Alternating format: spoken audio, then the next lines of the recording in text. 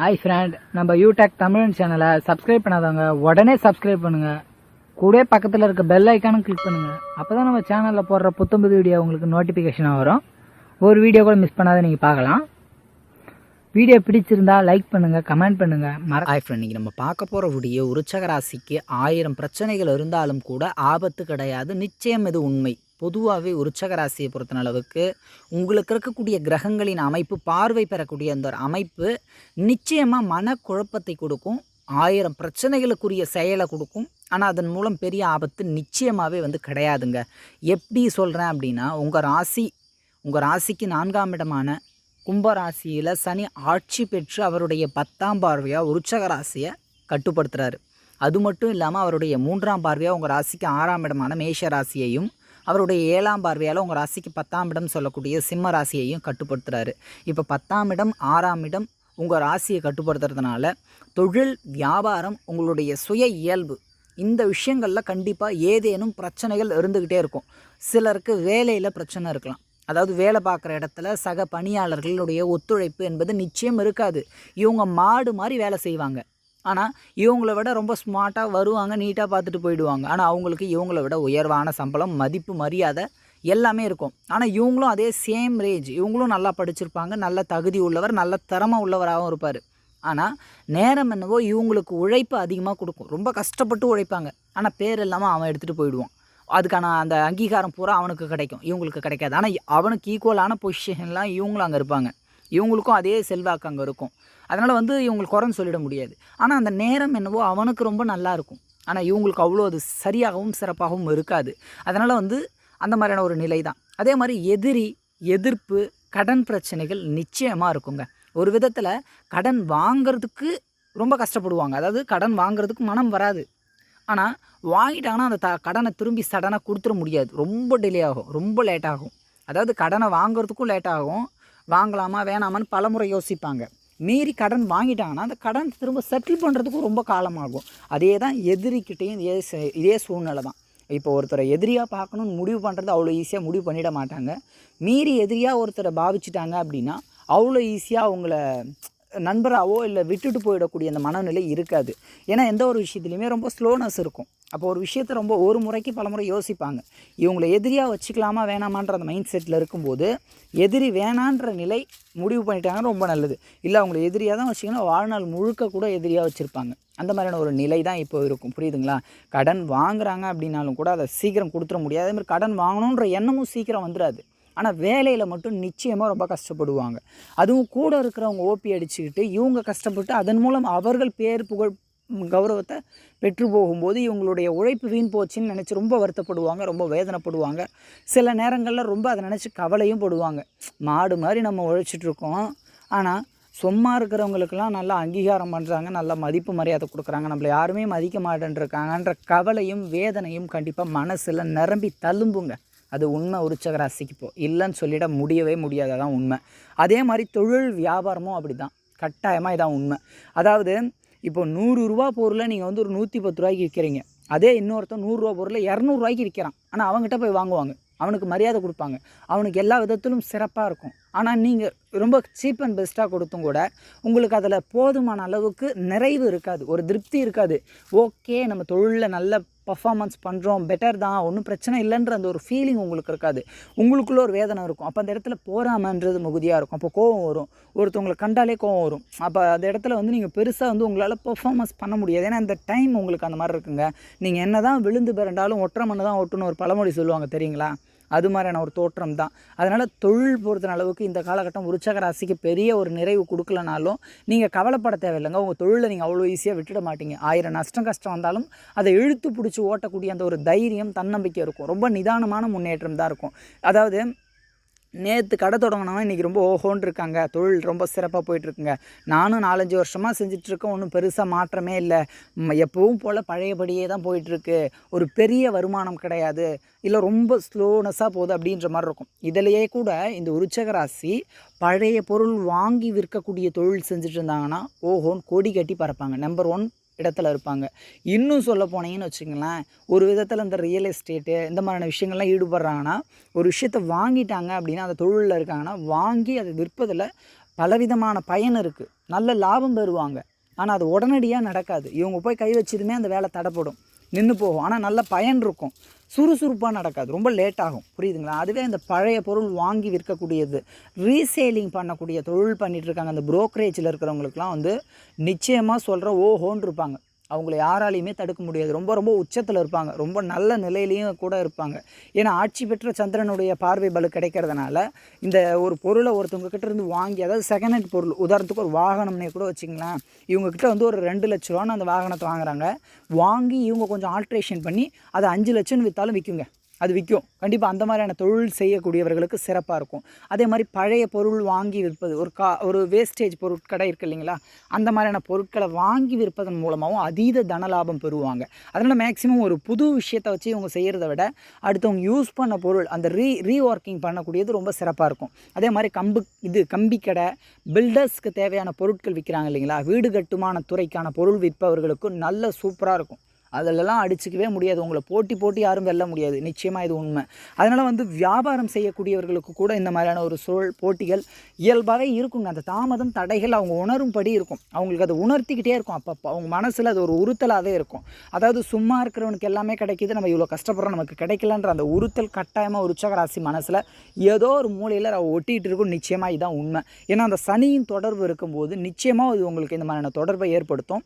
ஒரு விதத்தில் தொழில் வியாபாரம் வேலை பார்த்துட்ருக்கவங்களுக்கு இந்த மாதிரியான சிக்கல் இருந்தாலும், மெயினாக வியாபாரம் தொழில் செஞ்சிட்ருக்காங்க பார்த்தீங்களா, இந்த இரு துறையில் இருக்கக்கூடியவங்க, அதாவது சுய தொழில், சுயமாக செய்யக்கூடிய வியாபாரம், இல்லை ஒருத்தரை சார்ந்து ஒருத்தரோட இணைஞ்சு செய்யக்கூடிய விஷயங்களில் ஒரு நிறைவு இருக்காது.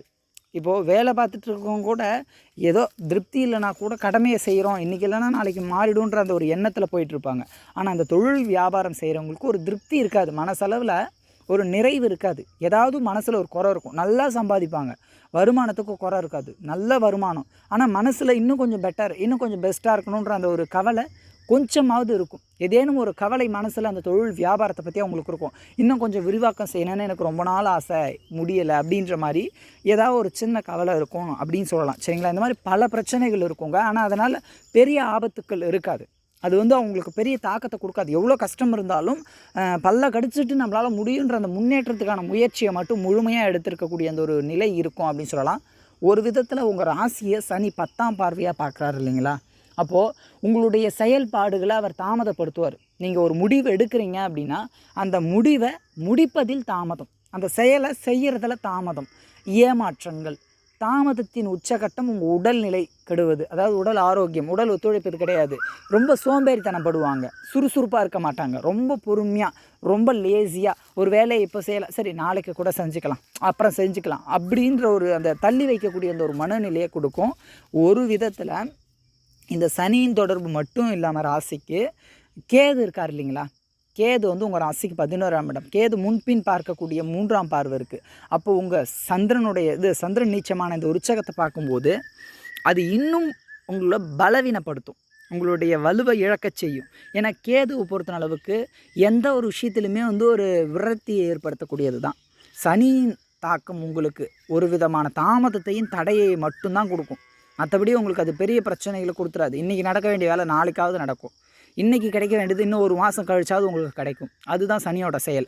ஆனால் கேது அந்தந்த நேரத்தில் அது கிடைக்கலன்னா வேணான்னு வெறுத்து ஒதுக்கக்கூடியது. உதாரணத்துக்கு இப்போ நீங்கள் ஒருத்தவங்க கிட்ட வந்து ஒரு 1000 ரூபா காசு கேட்குறீங்க, அவங்க வந்து இன்றைக்கி முடியல நாளைக்கு நான் தரேன்னு சொல்கிறாங்க, நாளைக்கு கொடுக்குறேன்னா கூட நீங்கள் வாங்க மாட்டீங்க, எனக்கு இப்போ தான் வேணும். அந்த ஈகோ பார்க்க வைக்கும், அதாவது சுயநலம், ஒரு விதமான ஈகோ, ஒருத்தவங்களுக்கு கீழே அடிப்பணியக்கூடிய அந்த ஒரு நிலையை கேது கொடுக்காது, ஒரு விரக்தி நிலையை கொடுக்கும். ஏமாற்றத்தை ஏற்றுக்க மனம் ஏங்கும், ஏற்றுக்காது. ஒருத்தவங்க கிட்ட நம்ம தோத்துறோமா, அப்போ நம்ம அவ்வளோ சீப் அப்படின்ற மாதிரி ஒரு விதமான ஈகோவை உங்களுக்குள்ளே ரேஸ் பண்ணிவிடும். சரிங்களா? இப்போ இந்த 2 கிரக நிலையும் தவிர்த்து குரு பகவான் உங்கள் ராசியை 7ஆம் பார்வையாக பார்க்குறாரு. புரியுதுங்களா? அப்போது குரு பார்வை உங்களுக்கு 1008 பிரச்சனைகள் இருந்தாலும் அது எல்லாத்தையுமே சரி செய்வார். இதுதான் இப்போ உங்களுக்கு இருக்கக்கூடிய மிகப்பெரிய ப்ளஸ் பாயிண்ட்டு. இப்போ இந்த குரு பார்வை இல்லைன்னா ஏராளமான பிரச்சனைகள், கஷ்டங்கள், கவலைகள், எவ்வளோ ஆபத்தில் சிக்கி தவிச்சு சின்னாப்பின்னமாகக்கூடிய அந்த ஒரு நிலை தான் இருந்தது. ஆனால் இப்போ உங்களுக்கு எவ்வளோ பிரச்சனை இருந்தாலும் சரிங்க, 1008 பிரச்சனை இருந்தாலும் குரு பார்க்கறதுனால அது எல்லாமே படிப்படியாக சரியாகும், எல்லாமே மாறும். ஒரு பிரச்சனை வரும், தானாகவே சரியாகும். இந்த மாதிரியான ஒரு நிலை இருக்கும். புரியுதுங்களா? அதனால் நீங்கள் மனசை போட்டு பெருசாக குழப்பிக்கவே தேவையில்லை. நிச்சயமாக இதான் வந்து உண்மை. ஏன்னா இப்போ இந்த ராகு கேது அப்படின்றது உங்கள் ராசியோட தொடர்பு கொள்ளும்போது, ஏன்னா கேது வந்து ராகு 7ஆம் பார்வையாகவும் ராகு 7ஆம் பார்வையாக கேதுவையும் பார்ப்பாங்க. ஏன்னா நேர் எதிர் இருக்கக்கூடிய கிரகம் இல்லைங்களா? அப்போ இதனுடைய பார்வையின் தாக்கம் மட்டும் இல்லாமல் சனியின் தொடர்பும் இருக்கிறதுனால சனி வேற வலுப்பெற்று இருக்கார். அப்போ அதனுடைய ஆதிக்கங்கள் உங்களுக்கு பலவிதமான பிரச்சனைகளையும் இன்னல்களையும் ஏமாற்றங்களையும் கொடுத்தாலும் அதை ஓரளவுக்கு குரு பார்க்கறதுனால அதனுடைய தாக்கத்தின் தன்மை உங்களுக்கு பெரிய அளவுக்கு இருக்காது. உதாரணத்துக்கு இப்போ நீங்கள் ஒரு ஊருக்கு நடந்து போயிட்டுருக்கீங்க, வெளியில் நடந்து போயிட்டுருக்கீங்கன்னு வச்சுங்களேன். அங்கே சூரியன் ரொம்ப கடுமையான வெப்பம், அதாவது சுட்டெரிக்கக்கூடிய சூரியனின் வெப்பத்தின் தன்மை டைரெக்டாக உங்கள் மேலே படுறதும், ஒரு கொடை பிடிச்சிட்டு இருக்கீங்க, அந்த கொடையின் நிழல் உங்கள் மேலே படுறதுக்கும் ஒரு வித்தியாசம் இருக்குது இல்லைங்களா? அந்த மாதிரி தான் இப்போ குரு பார்வை உங்களுக்கு. அதனுடைய தாக்கம் நேராக இருக்காது. என்னதான் நீங்கள் கொடை பிடிச்சாலும் அடிக்கக்கூடிய அனல் உங்களுக்கு ஒரே வெப்பமான ஒரு சூழலை கொடுக்குமா இல்லையா? சுற்றி இருக்கக்கூடிய அந்த அனல் உங்கள் மேலே படும்ல, அந்த ஒரு நிலை. அப்போ அந்த மாதிரியான நிலையே தான் இது. மற்றபடி வேறு ஒன்றும் பெரிய அளவுக்கு உங்களுக்கு இதன் மூலம் ஆபத்து கிடையாது. குரு பகவான் உங்களை தற்காக்கக்கூடிய ஒரு குடையாக உங்கள் கையில் இருக்கார். அதனால் குரு பார்வை இருக்கிறதுனால விருச்சிக ராசி பயப்பட தேவையில்லை. எந்த விதமான ஆபத்தும் உங்களுக்கு பெரிய அளவுக்கு தாக்கத்தை கொடுக்காது. அதான் நிச்சயமாக வந்து உண்மை. அதனால் சனி கேது தொடர்பு வந்து விருச்சிக ராசிக்கு ஏராளமான சங்கடங்களையும் மனக்கவலையையும் தாமதத்தையும் தடைகளையும் ஏமாற்றத்தையும் கட்டாயமாக தரும்.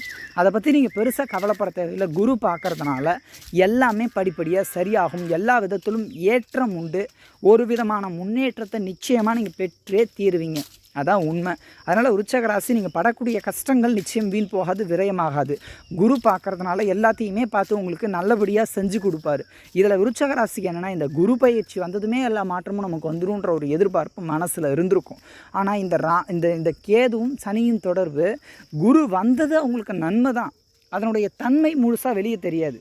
ஏன்னா இப்போ நீங்கள் ஒரு நடந்து போயிட்டுருக்கீங்க, உங்களுக்கு நல்ல ஒரு கிளைமேட், ஒரு நார்மலாக இருந்து எப்படி இருக்கும், நல்லா கூலிங்காக காற்று இருந்தால் ஒரு நல்ல ஃபீல் இருக்கும் இல்லைங்களா? ஆனால் அது வெப்பமான காற்று, என்ன தான் உங்கள் கையில் கொடை இருந்தாலும் அந்த வெப்பத்தின் தாக்கம் உங்களுக்கு தெரியும். அந்த மாதிரி தான் இப்போ சனியும் கேதுவும் இணைஞ்சு உங்களை பார்க்குறது ஒரு விதத்தில் அது உங்களுக்கு கஷ்டத்தையும் கடுமையான நிம்மதியற்ற ஒரு நிலையும் ஏமாற்றத்தையும் கட்டாயமாக கொடுக்கும். அதை உங்களால் ஏற்றுக்க முடியாது. மனதளவில் இது ஏற்றுக்கிட்டிங்கன்னா உங்களுக்கு புரியும். உங்களுக்குள்ளே இருக்கக்கூடிய தாமதம், உங்களுக்கு செயலில் நடக்கும் தாமதம், அதை ஏற்றுக்க மனம் ஏங்கும். அதை ஏற்றுக்க மாட்டாங்க. எனக்கு மட்டும்தான் இப்படி இருக்குது, மற்றவங்களாம் நல்லா இருக்காங்க அப்படின்ற ஒரு நிலையை கொடுக்குதுன்னா அது கேதுவோட தொடர்பினால் ஏற்படக்கூடியது. சரி, இதையும் தாண்டி சில விஷயங்களில் உங்கள் மனசை நீங்கள் கட்டுப்படுத்துவீங்க. சரி, எதுவாக இருந்தாலும் பார்த்துக்கலாம், கடவுள் ஒருத்தர் இருக்கான், நம்ம உண்மையாக இருக்கும், நம்ம உழைக்கிறோம், நம்ம உழைப்பு நமக்கு என்றைக்கும் வீண் போகாதுன்ற ஒரு நிலை அப்பப்போ மனசில் கண்டிப்பாக வரணுங்க. விருச்சிக ராசிக்கு இது வருங்க. குரு பார்வை இருக்கிறதுனால அடித்து சொல்கிறேன், இந்த எண்ணம் வரும். 1000 தான் ஒருத்தன் தப்பே செஞ்சுருந்தாலும் கூட அவன் செஞ்சதை மீண்டும் நம்மளும் செய்யக்கூடாதுன்ற எண்ணம் எப்போ உங்களுக்குள்ளே வருது, அப்போ உங்களுக்கு குருவின் தொடர்பு உங்களுக்கு ஆதிக்கம் இருக்குது. அதன் மூலமே அது உங்களுக்கு வரும். அதுதான் உண்மையும் கூட. சரிங்களா? அதனால் விருச்சிக ராசி கவலை கொள்ள வேணாம். அடுத்தடுத்த காணொலிகளில் இன்னும் சிறப்பான பல பதிவுகள் கட்டாயமாக பார்க்கலாம். இந்த வீடியோவை பார்த்துட்டு இருக்க ராஜ், உங்களுடைய டேட் ஆஃப் பர்த் அண்ட் டைமை வந்து அனுப்பிச்சி விடுங்க. இந்த வீடியோ பிடிச்சிருந்ததுன்னா உங்கள் ஃப்ரெண்ட்ஸுங்களுக்கும் ஷேர் பண்ணுங்கள். கூடவே நம்ம யூடியூப் தமிழன் சேனலை சப்ஸ்கிரைப் பண்ணாதவங்க கூட நடியாக சப்ஸ்கிரைப் பண்ணுங்கள். பக்கத்தில் இருக்க பெல் ஐக்கானை கிளிக் பண்ணுங்கள்.